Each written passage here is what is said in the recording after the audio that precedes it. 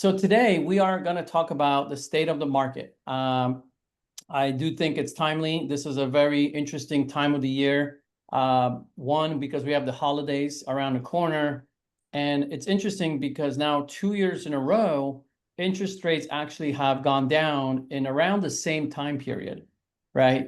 Which has really been unexpected. I know last year it caught a lot of people off guard. And this year, I would say same thing. However, it's interestingly because it kind of fell around the same time, like it did last year. And that just as I remember last year, pre-September, it was like August, July, everyone was just kind of hanging on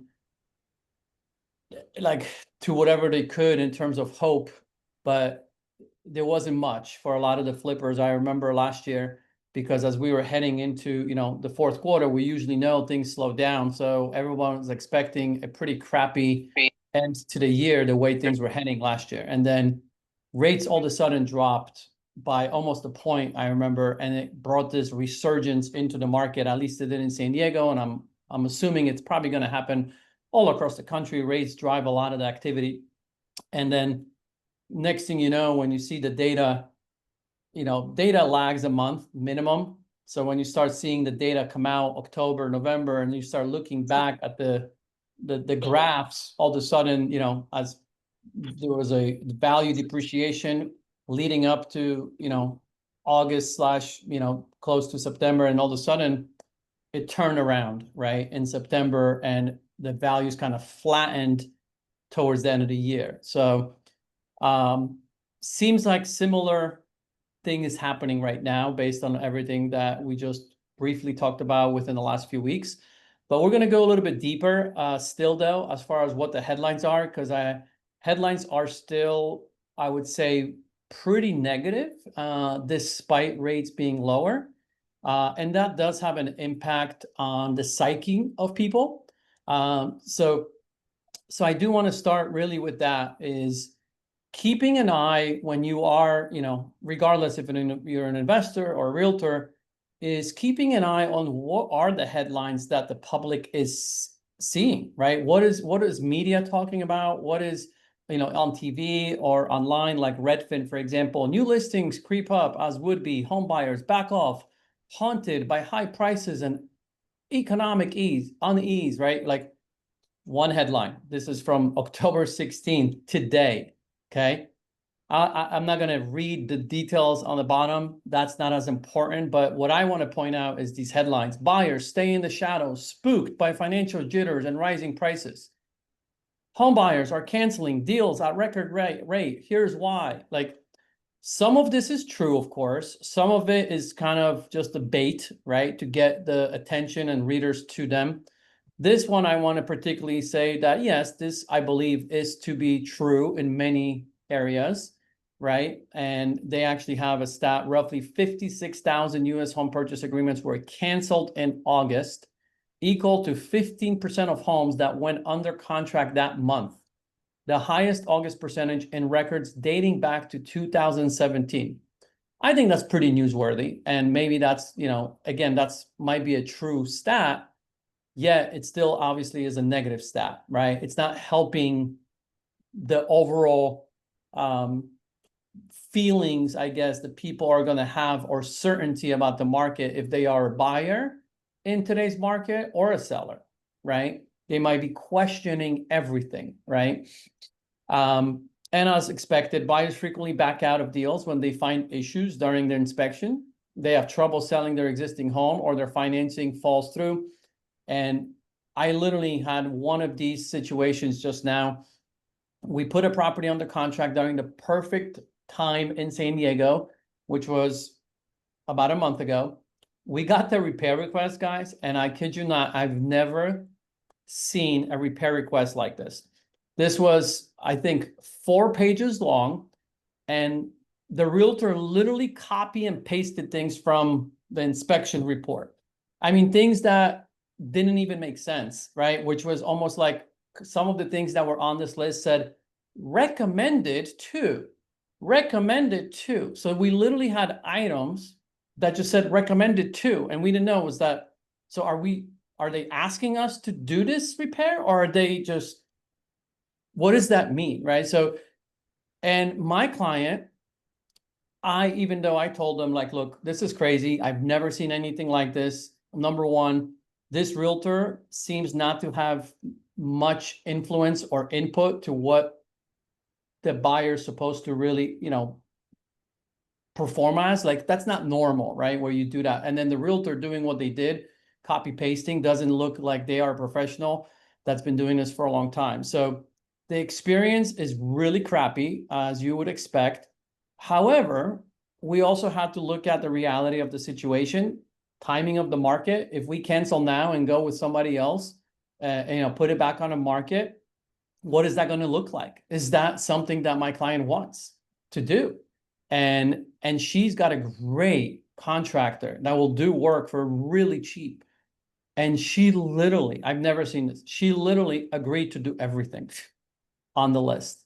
Like, everything. I was like, and usually what happens, you offer some type of a credit when you have a list like that, and just be like, here, take it, or just let's cancel because this is crazy, right? And she's like, no, I don't want to offer, 10,000 or 20,000 or whatever. I can have my contractor do this for $2,000. Or, I mean, it was something ridiculous. I was like, okay, I mean, I understand it, but this is just an example where most likely what would happen if my client said no and asked just to, hey, I'll give you a credit of 10,000, they probably would have canceled. That would be my guess, right? Very unusual, right? Most sellers are not going to react the way my client did, but to this headline, it really spoke, to me when I saw it, because I'm literally experiencing it as we speak. But we came through, and it's going to close. So contingencies are removed, and we're closing next week. Another headline: time to negotiate? Question mark. For sale listings at 1.1 million. Home prices fall in September. Home builder, unsold completely inventory sits at 16-year high. Housing markets to find deals in. Number of unsold completed homes for sale. This is the graph that this article had, which, again, this is eye-opening, right? It's good for you and I to know this, right? But then you have to look deeper, and this is what you always have to explain to every single client, because, hey, what we hear in general doesn't mean it's the same we're experiencing here locally, wherever local is to you, right? But I can tell you in Florida, this is very true, right? There is a lot of new build inventory sitting there. Builders are offering ton of incentives, and maybe I'll let Eric speak to this because that's his market. So what's the word on the street from builders in Tampa, for example? Yeah, builders definitely are. Like I know Lennar, like we've closed a couple of Lennar, DR, some of the large companies. And a couple of years ago, they weren't offering any commissions at all. So like when the market kind of tightened, they were like, we're not paying a buyer's agent. I think Lennar was doing like 1,500 a transaction. And they're trying to get stuff to move so much right now that they're doing 3%, and then a lot of them are doing incentive months where they're doing another plus 10,000, or if you close a certain amount, they'll pay 4 or 5% on a transaction. So they're definitely sitting. They all end up, at least the communities I've been showing clients, they do all end up selling for the price, but it's usually with rate incentives, closing costs being covered. So there's definitely a lot more of that on the new build side. Yeah. And, as this graph shows, there is a pretty significant increase in that inventory. Nowhere close, right, where we were during the last crash, 2005 through 2009. But it's also the highest it's been, like it says, right, in 16 years, right? So something to keep an eye on. And guess, what I've also seen, I haven't looked into it much, but I believe Lennar is one of them. They literally have a website now that is targeting buy and hold investors. And they are selling some of their inventory right now in certain markets to buy and hold investors, where, I'm guessing the numbers pencil. I don't know. Because otherwise they wouldn't be offering it, right? But, you might be able to pick up a brand new build and get it rented and maybe cash flow, right? Because they're desperate to sell their inventory. So that's a whole another little niche that is now being carved out in this, what you can call distressed market in certain pockets, right? And Um, two of the yeah, a couple things with builders, like builder sentiment tends to be a leading indicator of where the market's going. So yeah. builder sentiment, they tend to be a leading indicator. So if builder sentiment's really high, the market's typically on an upswing. If the builder sentiment's really low, they kind of have they have some like I guess like insider knowledge essentially, like just the scale that they do this at. So and builder sentiment's been really low for a while. So just kind of wanted to bring up that like builders are important to pay attention to, and DR and Lennar, both two of the largest builders in the country, have reported like some of their worst earnings in the last like 10 years, these past quarters. So always pay attention to what they have going on there as well.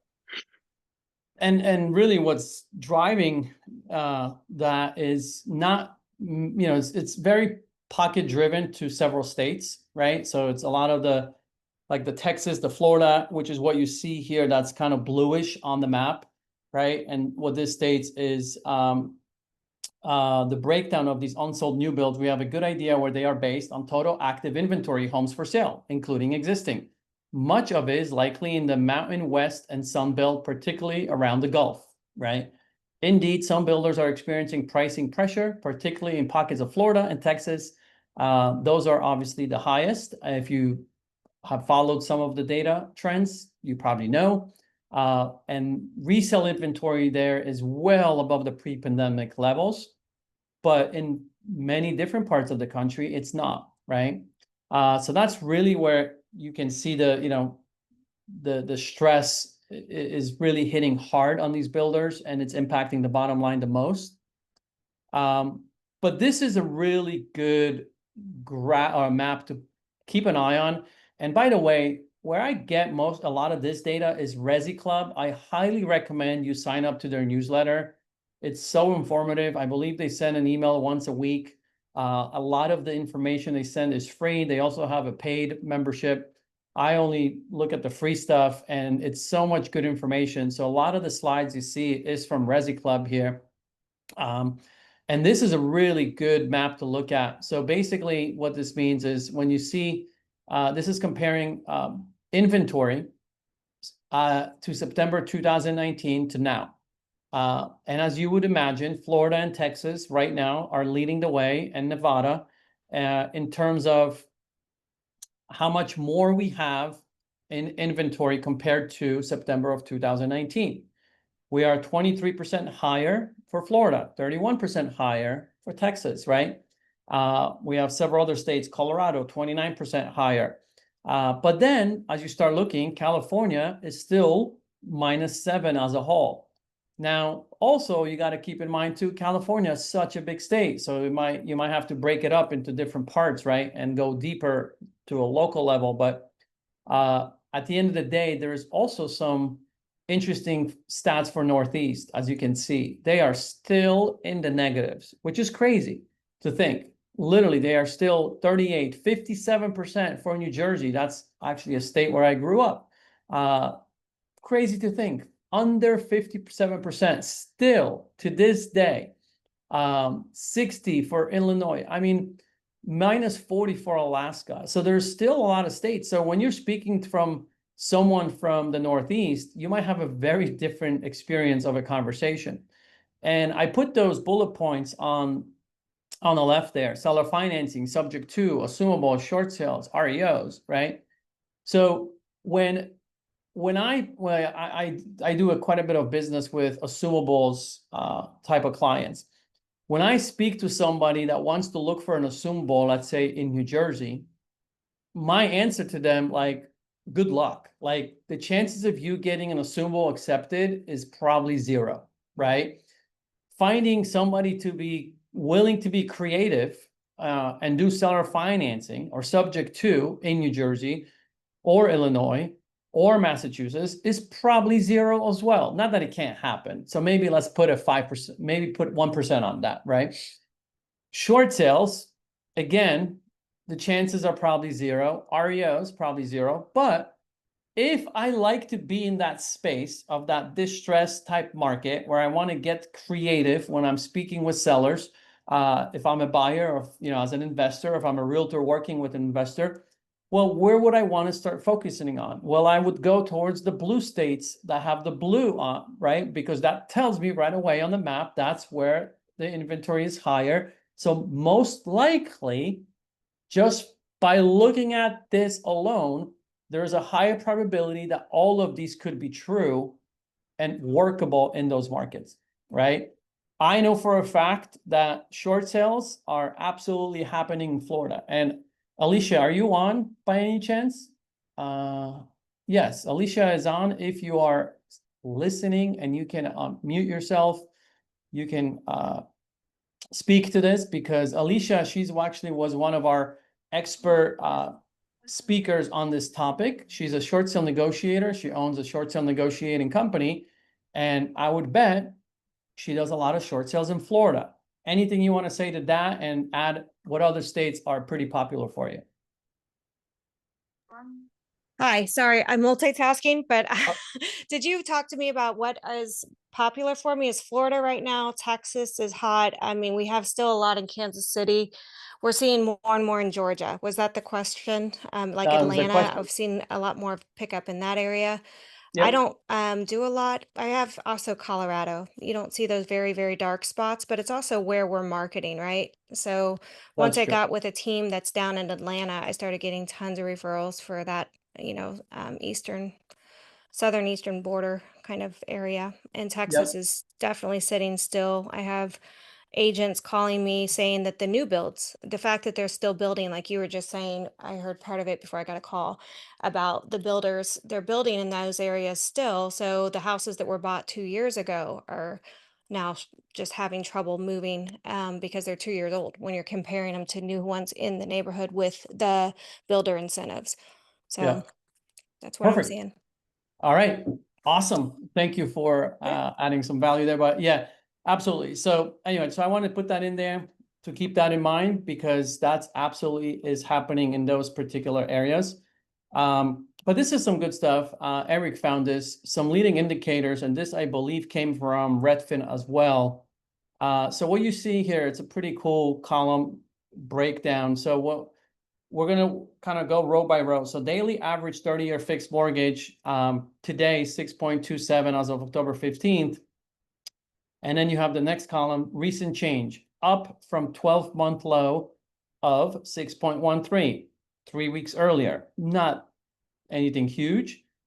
If you look at year over year column, essentially unchanged from 6.26. That's where we were a year ago. Then you go to the weekly average 30-year fixed mortgage rate, 6.3. Again, most of that is pretty unchanged all throughout, so not much to talk there. But mortgage purchase application, seasonally adjusted, down 3% from a week earlier as of week ending October 10th.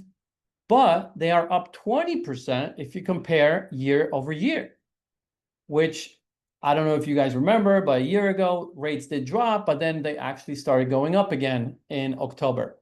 So applications started dropping, of course, in October, but rates are actually now starting to improve again here during this season. So applications are up now. So it's a pretty significant increase. That's a good leading indicator that there will be pretty good amount of new pending sales, most likely taking place in the next few weeks. Redfin Home Buyer Demand Index up about 2% from a month earlier as of week ending October 12th, but it is down 10% year over year comparison. A measure of tours and other home buying services from Redfin agents, that's the source. Google searches of homes for sale up 18% from a month earlier as of October 13th. That's kind of interesting, right? Which would make sense because rates started kind of going down again over the last few days. And it's up more than 20% if you compare it to a year ago, right? Again, good leading indicator that there is some buildup of confidence potentially, right? There's some activity that might be coming, right, of sales. Touring activity up 15% from the start of the year as of October 13.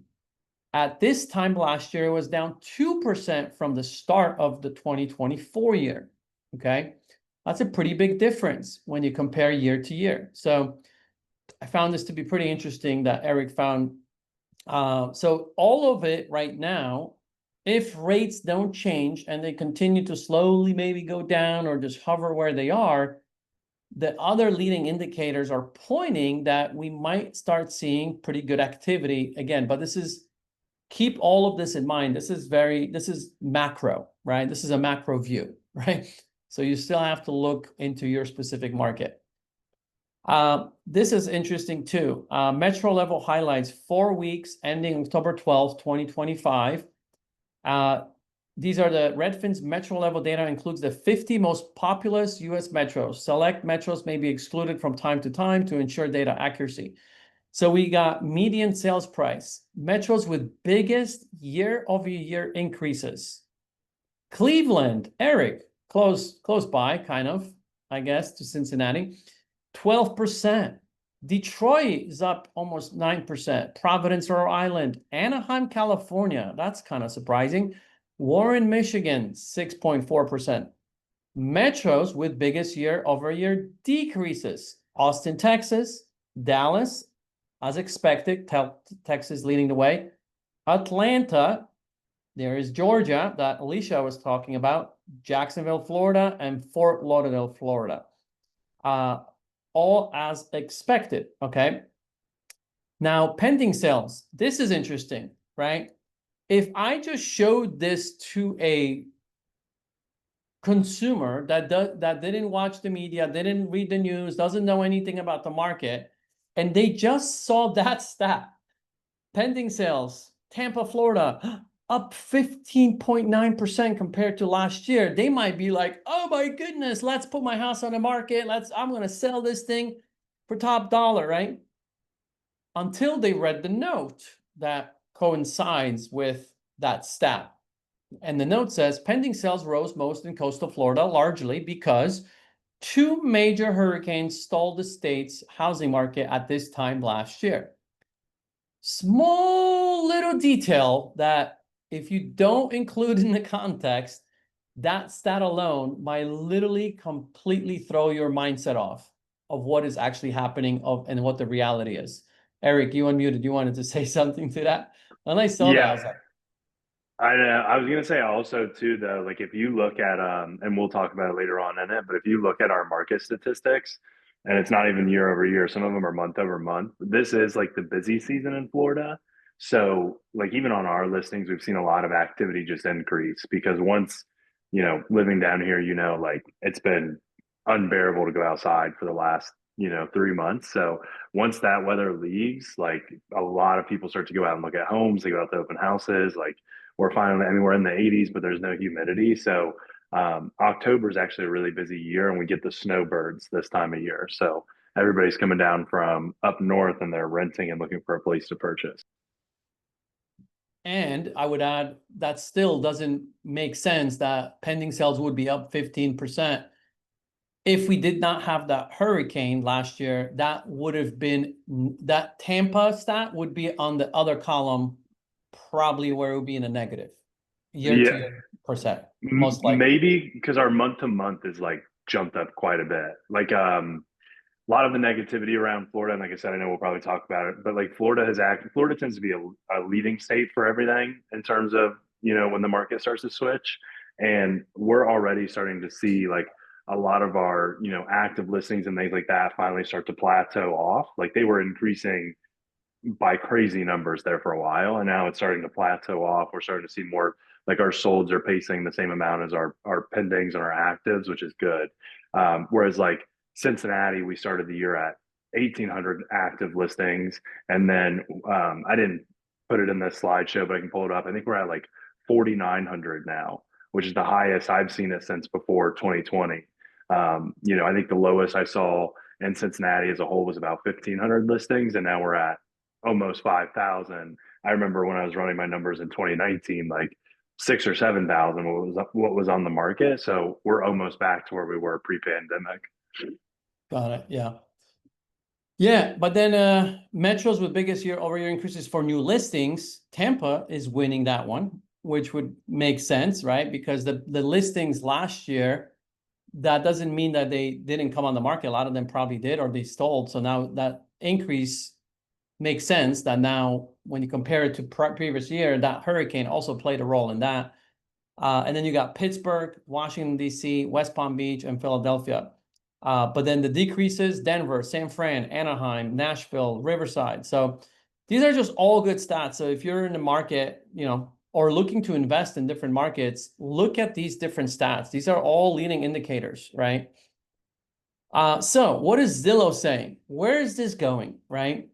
Zillow just revised its home price forecast for over 400 housing markets. Zillow economists just published their updated 12-month forecast, projecting that U.S. home prices, as measured by Zillow, will rise 1.2% between August of this year and August of next year. What they had, Zillow's 12-month forecast for U.S. home prices at the beginning of this year, they were saying it was going to be 2.6. However, many housing markets across the country softened faster than expected, prompting Zillow to issue several downward revisions. By April 2025, Zillow had cut its 12-month national home price outlook to negative 1.7. However, in recent months, Zillow has stopped issuing downward revisions. In August, Zillow revised its 12-month outlook to plus 0.4, and it is now revising that outlook to plus 1.2, which is interesting. So it seems like they are pretty optimistic, at least, that we're not going to see a negative trend across the country in general, right? Macro. And I do believe, obviously, that rates have a lot to do with it, right? And the activity that we're seeing that is picking up, and all the leading indicators that we just showed you. So now let's kind of shift slightly to the flipping world. What's going on right now in the home flipping market as told by 15 charts? I don't have the 15 charts here. We are not going to look at 15 charts, but we will look at a few charts, all right? They are pretty good indicators as to what's happening, explaining some of the buyer, confidence in the flipping world. But here, this chart, total numbers of U.S. home flips by quarter. As you would imagine, we had a pretty big boom during COVID years, as we call them, right? 2021, 22. The uptick was tremendous, right? It was higher than the last highest one, which was 2005 and 6 and 7. But now it's been decreasing, right? As far as the flips itself. So we are on the decline of the amounts of flips that are taking place across the country. How home flippers describe demand for fix and flip properties in their market over the next 12 months. So most are still, if you look at the one on the left, that's quarter 2025, quarter one. And then you look at the one on the right, that's quarter 3, 2025. So not much has changed. You could just see maybe there's a slight increase that some are thinking that the demand is going to be weaker, right? We were at what? 19.8 plus 1.6 if we group those together. So we're at about 21%. Now we're at about 28%. So there is a slight increase there in terms of people thinking it's going to get weaker right now versus what they thought beginning of quarter one, which at the same time, quarter one is, I think there's a lot of optimism in most markets in quarter one. So that also could make sense. Now, the next chart, how home flippers describe demand for fix and flip properties in their market over the next 12 months. So now we are going to regions for the same headline, right? But we're going to the regional areas. And this is kind of interesting. So Northeast, they believe that it's going to have very strong demand between very and somewhat strong. That's the largest percentage for that, including the Midwest. Those two are leading the way in terms of demand anticipation, right? And how everyone's feeling. Southwest, Southeast, and the West, and those three areas are kind of trending similar, right? Where you can see a much higher number of weakness, right? The feeling of weakness in demand, hovering between 30 to 40%, right? 30 to 35%. So this is kind of cool to look at from that perspective. And then this was good. The type of renovation home flippers today say provides the best ROI. The number one is kitchen upgrade, 56%. And behind that are just cosmetic updates, 21%, which a lot falls under that, of course. But kitchen is leading the way, and the rest are pretty even: exterior, structural, flooring, bathroom remodels. So if you're going to put money anywhere, guys, leave the bathroom outdated, update the kitchen. That's what this tells me. The biggest challenges home flippers face with fix and flip projects: working with contractors, budget management. Guess what? That's tied to working with contractors. Keeping within timelines. Guess what that is tied to? Working with contractors. Permitting and inspections. What is that tied to? Construction. So literally 79% of the challenges are all related to construction, right? And I don't know if that ever was less. I wish I would love to see what this chart looked like even 5 years ago, but I've rehabbed a lot of homes and I've always had challenges with construction, right? Now, I definitely think there's a lot more because there's just less labor in certain parts of the country, right? Available. Costs have risen over the last few years, of course, with inflation, and maybe the tariffs had some impact, right? But I'm not also surprised, right, that keeping timelines, budget, and all that is an issue because it's always been as far as construction. So, but I also see newer investors also very optimistic when they get into the game, and I have to speak to them. I always tell them, like, look, don't think you're going to be in and out of this project like you think, right? It's very hard to find really good contractors, right? When you find them, treat them like gold because they are not easy to find, right? Because most of the time you're going to fall into this frustration category and you're going to be in that 79% where you're not hitting your numbers, you're way over budget, you're way over time, and you're just frustrated, period, working with the contractor you have. It's unfortunate, but that's just the reality. Now, the bright side of that, if you are a contractor, I think there's pretty easy to break into the market. If you're just semi-good in communication and hitting timelines, you will get a lot of business as a contractor. Typical timeline home flippers report for a fix and flip from purchase to resale. This one is nuts. When I saw this for Northeast, guys, look at this, 7 to 9 months, 27%. Imagine locking up a flip and just, you have to literally put in there 12-month hold time, because if it takes you 7 to 9 months for permits, well, now you have to add another 2-3 months for market time. I mean, gosh, you're into it for 12 months. Imagine holding costs on that. So if you're in the Northeast, and I don't know exactly which states those are, but keep that in mind. Find out what does that look like permit wise? What does that look like in your area? Because that can literally crush you, right? Midwest seems like it's non-existent. Like it sounds like you can walk into the building department and walk out with a permit. That's what that sounds like to me. Midwest. Southwest is right behind it. Seems like it's pretty easy. And then Southeast and West are somewhere in the middle. But this is very interesting to keep an eye on and understand, right? If you're planning on doing any type of flips in those markets. And now I want to kind of focus, not that I want to go deep into this, but at the end of the day, everything we talked about is macro and regional. But I also want to speak slightly into kind of like San Diego County, just so you guys understand how different things might be. So like, for example, when my team is in San Diego, that's where I do my business, right?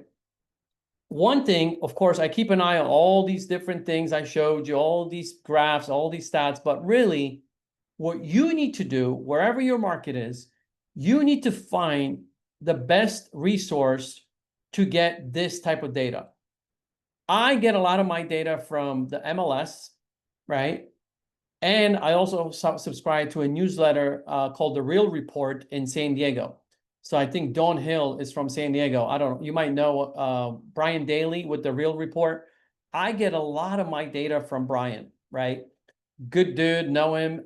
He spends a lot of time putting together amazing reports local to San Diego, gives me charts like this. I'm not going to get into the breakdown. That's not the point of this.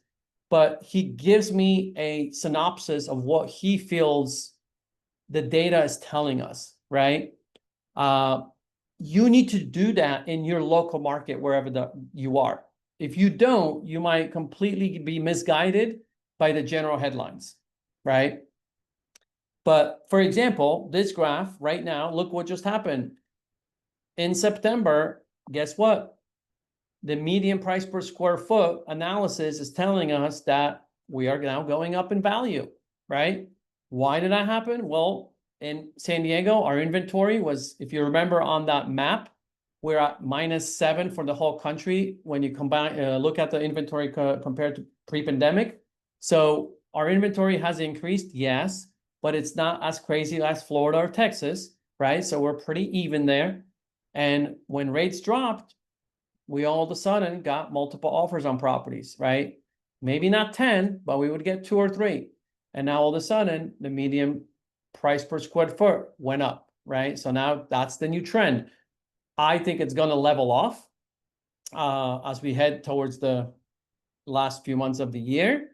But this is a really good stat to look at.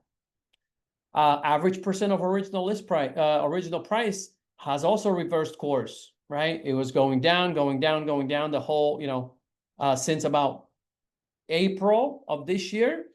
And then all of a sudden it reversed course in September, right? In San Diego.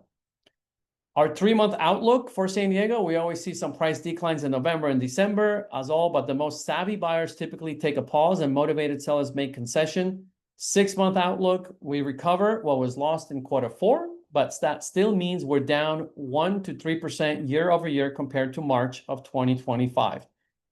So that's what we are looking at for San Diego, right? And I look at this data and I take this data and I make decisions off it, right? And I talk to my clients about it, right?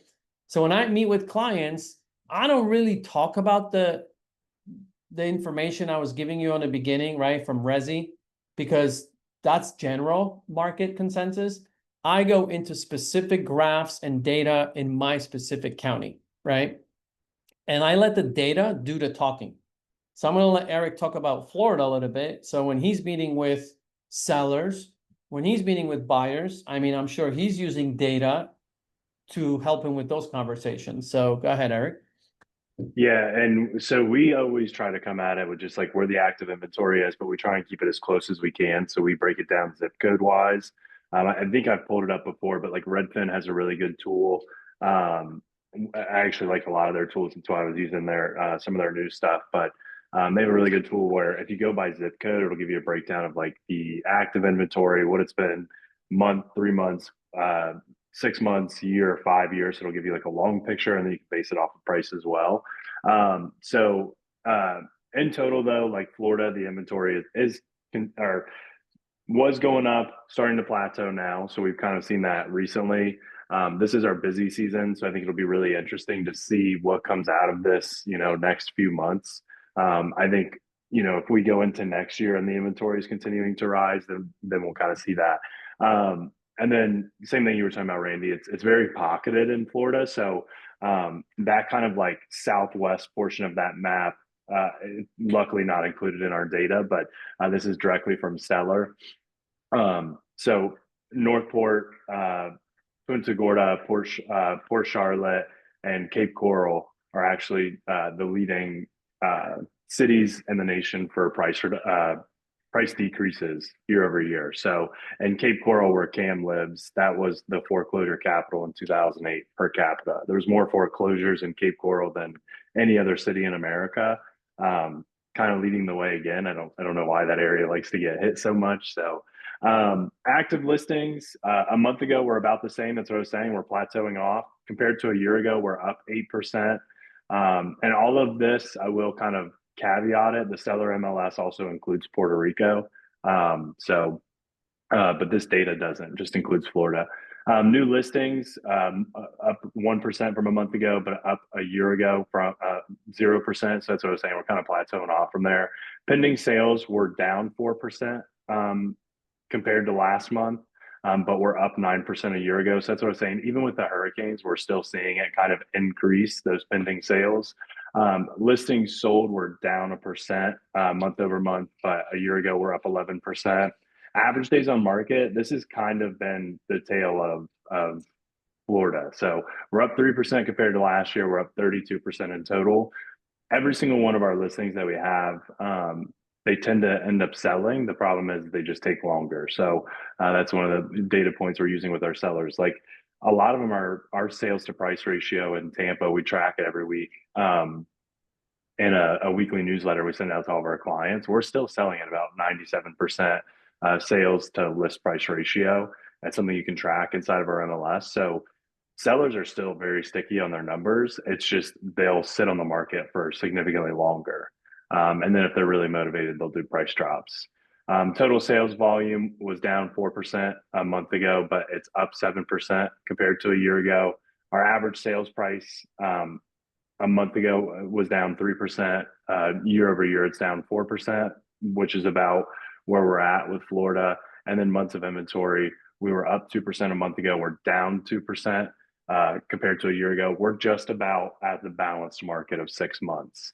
So anything it's usually I think like 5.5 months is what people try to consider. But anything greater than 6 months, you're in a buyer market territory. Anything less than 6 months, you're in a seller's market. So. Perfect. So I want to finish on strategies. So how I would approach this, since again, we want to speak a lot about the investor community, right? Because that's what we talk about. Those are a lot of our clients. Those are a lot of, also listeners, just investors in general. So strategies if I'm buying, right? After everything I just listened to, knowing the headlines that are out there for the consumer, everything that you know about your local market, right? Here's what I would recommend, right? Looking at comparables, right? Don't just look at solds, look at pendings and call the listing agents. And will the listing agent tell you where it's pending? 50% of the time.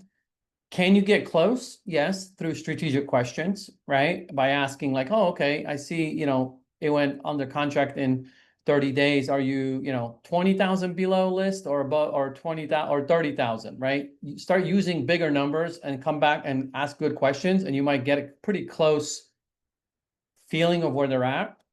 But that is a leading indicator for me, right? Not necessarily the sold comps, but the pending ones. How long have they been on the market? And then when they did go pending, what are they pending at, right? Underwrite conservatively in most markets, right? Of course, if you're in the Northeast, you might be a little bit more bullish. I still don't know if that's the right approach, but with the data that I saw, without being there physically and knowing the market, that's what it looks like. That probably investors there are going to be bullish and use actual sold comps today to make their buying decision. Where in California and San Diego, right, and especially in Florida, I would never do that. I would not use the sold comp as my after repair value 4 or 5 months from now when when my property is rehab, right? So in those type of markets and with high or higher inventory, where you start seeing price decreases, and that's something pretty common, please underwrite a future decrease on the ARV. So if it looks like things are trending downwards, take that into account and say, okay, well then, if every month the market is dropping by 1%, then I got to take 5% haircut if my property comes on the market 5 months from now, right? Or if it comes on the market 3 months from now, it takes me 2 months to sell, right? Well, what is that price going to be?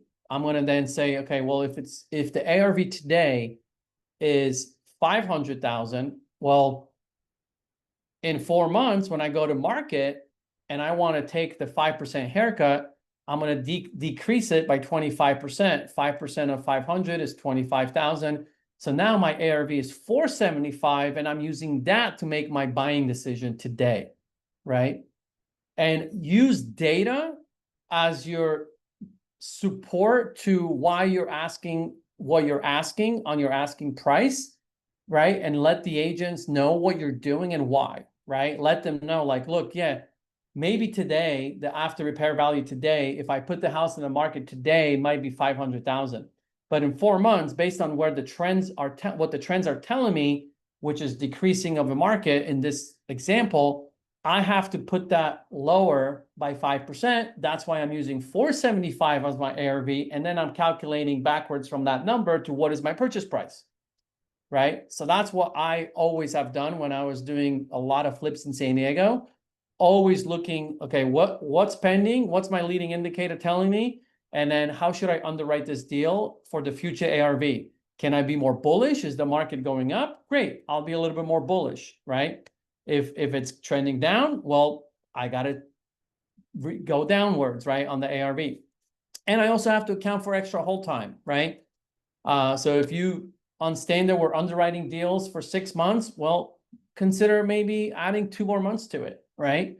And underwrite it for 8 months of hold time, because that financing cost, which most investors are borrowing money, either private money or institutional money, it will kill you, right? So if you're borrowing hard money as an investor, ask the hard money lenders to give you a 12-month term, because some give you a 6-month term. And if you don't pay that back in 6 months, they will charge you usually a 1% extension fee. So if your loan amount is 500,000 with the hard money lender, 1%, that's $5,000.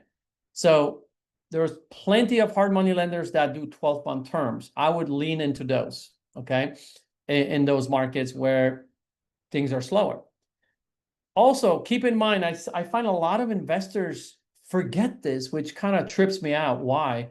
Is, they're looking at deals that they're going to buy, let's say in August, September, and they forget that they're going to be finished with the rehab and it's going to be December. And I'm like, so are you sure that you think you're going to sell this house in December when you hit the market?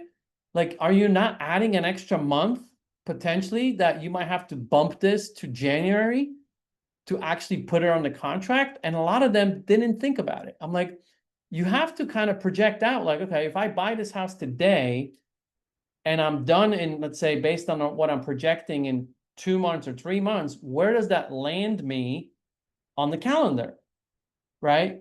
And if you know that it's mid-August or end of August, just know that particular time in most of the country is slower because kids are starting school.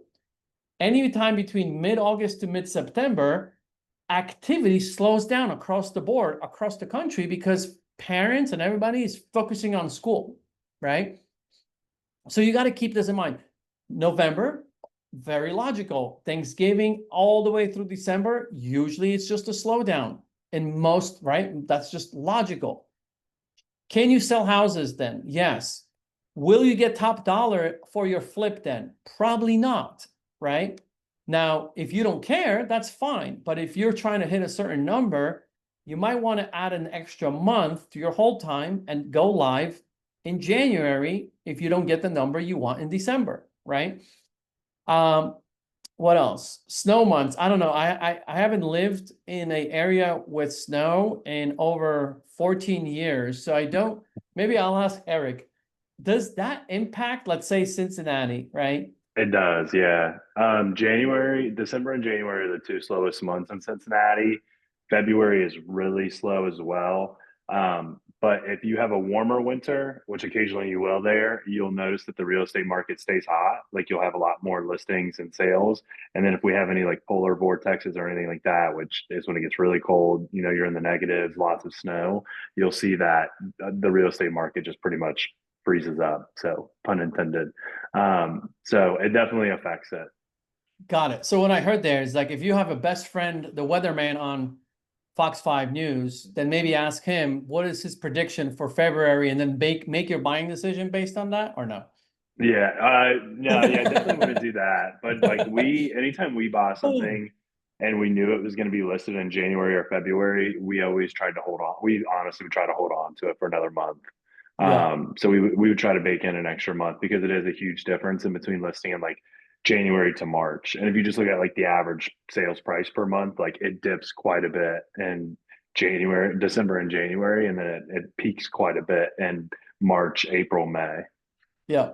Yeah. So So same thing. So like for San Diego, obviously we don't have snow, but I just know statistically people start coming out of the woodworks mid-January on. That's when yep. I would list the property. So if I don't get an offer that I need, that I want in December, I'll take the property off the market and come back mid-January, right?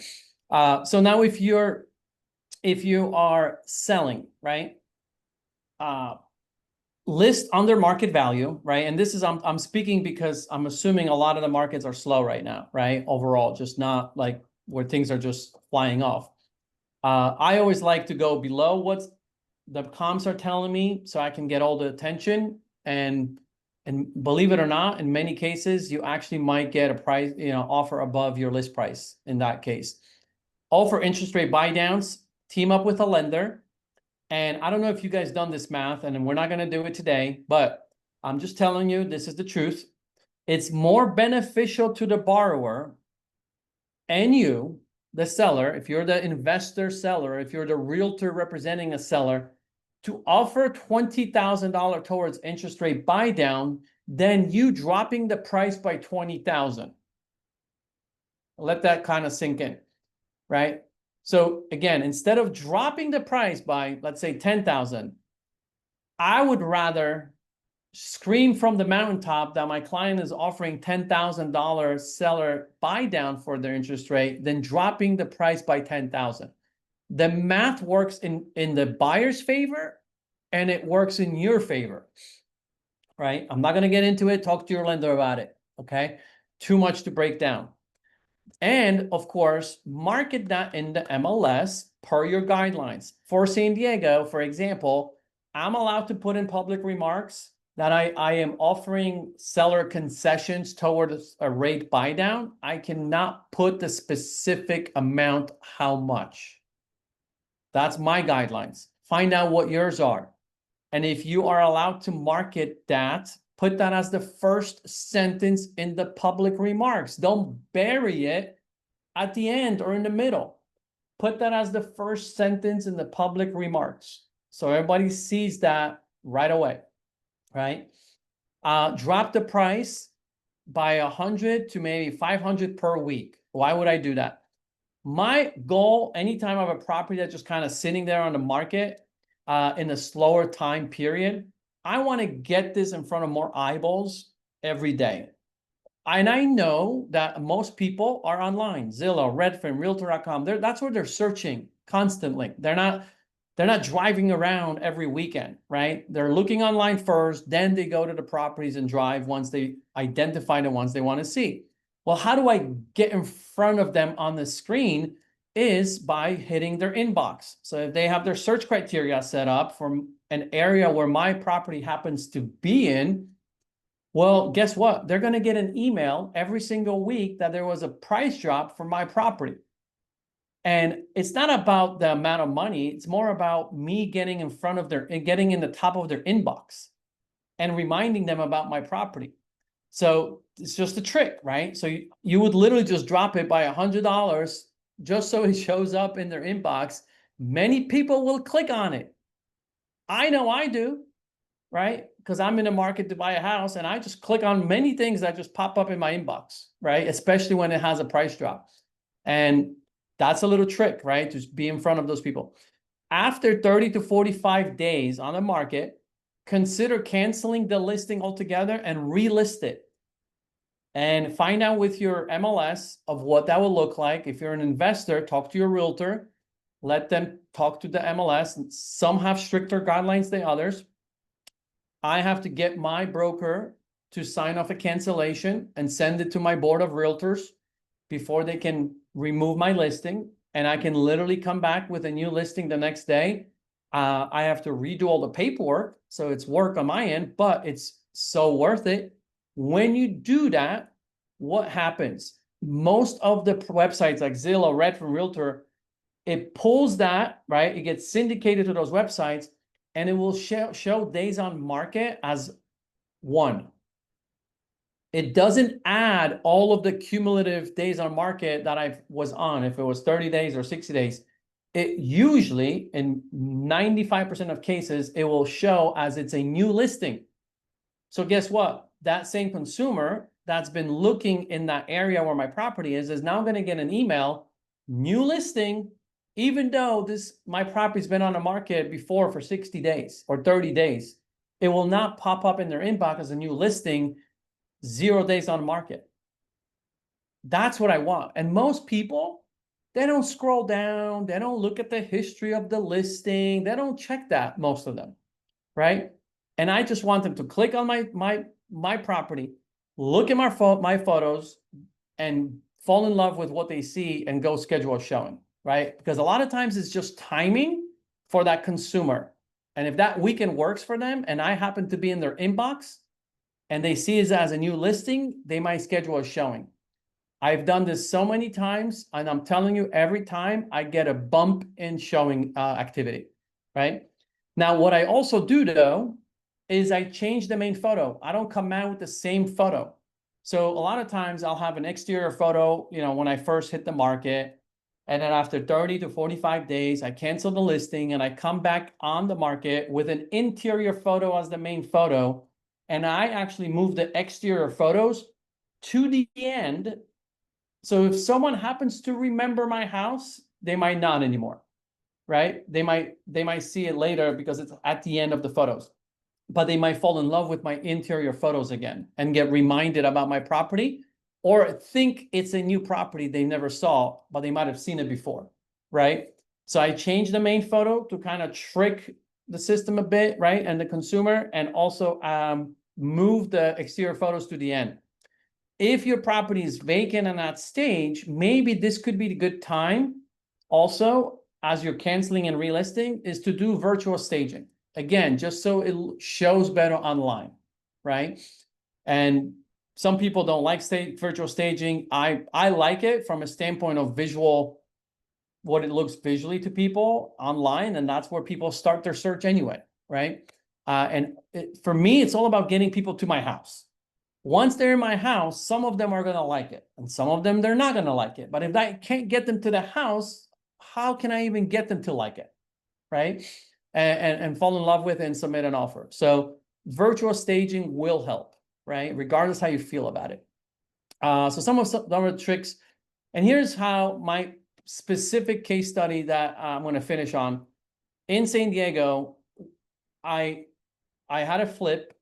And this is one of the flips where actually the story doesn't end well. We lost money. Yes, you can lose money on flips. If someone tells you that they've never lost money on a flip and they've done a lot of them, they're lying. This particular property, we did end up losing money, but it could have been a lot worse. And here's why. Market was not doing well. June, July, August. My extension fee was coming up in September. With our hard money lender. We negotiated with them. They helped us out and said, look, if you put the property under contract in the beginning of September, we're not going to charge you the extension fee. I said, look, this was like our conversation. I think it was like 3rd week of August. I said, look, August is just slow because of the schools and, starting. And I was like, and there's conversation and talks of the Fed dropping rates. I really want to see what happens with our listing somewhere between beginning of September to mid-September. If we don't get a good offer in that time frame, then I'm willing to drop the price by even 20, 30 grand just to sell this property and take a bigger loss, right? I'm an investor. I have to turn property. I can't sit on it. Even if I lose money, it is what it is, right? And that was the strategy, right? So interest rates were starting to drop, right? School started now. So now we're beginning of September. And then I actually canceled the listing. So this is an example of me. Look, I had this listed at a range in California. It's kind of interesting. In Southern California, we're allowed to list it in a range. So I put seller will contribute towards interest rate buy down and entertain offers in the 780 to 800,000 range. So I originally had it listed at 800, then I dropped it to 779,999. We were on the market for 46 days on top of the previous 20 days, right? But then I canceled this strategically and I came back on the market right before Labor Day weekend, actually. And rates happened to start dropping right on the beginning of September. All of a sudden, we had all these showings. It hit the market as a brand new listing. And kid you not, we generated a lot of activity and buzz. And I was able to negotiate an offer based strictly on conversations on other offers coming in. I negotiated an offer they came in at 780 with $10,000 seller's concession for interest rate and 3% buyer's agent's commission. I negotiated them up after being on the market, guys. Now, collectively, right here, it tells you 76 days. But I canceled it and relisted it, and I timed it around the time when I wanted it with interest rates dropping. And I got them up to 800,000 with 8,000 back. And I lowered the buyer's agent's commission from 3% to 2.5%. And that's the concession you see here, right? That we ended at. So we ended up literally, after being on the market for 76 days, negotiating an offer up and above, if you want to call it, bottom number of the range, right? By using the example I just told you, canceling their listing, relisting it, but also I used the strategically as far as timing because I saw rates going down, knowing also that the market should pick up in September. And this offer was a 10-day, it was unreal, a 10-day offer with a loan. And they actually closed it in 10 days. So it could happen. And literally during that 2-week period in September, I put 3 other listings under contract that I'm selling right now. And it works, guys. So use this, please. It absolutely works. I want to finish on that. Any final words from you, Eric? I know you're under the weather, so I kind of took the lead today and ran with it. No, everything is good. I just think the most important thing is just keep an eye on the market. That it's the most important thing we can do. Find people that are boots on the ground, or do the research yourself. But it's important just to keep in touch with what's happening, not just locally but nationally. And yeah, that's pretty much it. So it was all great information for sure.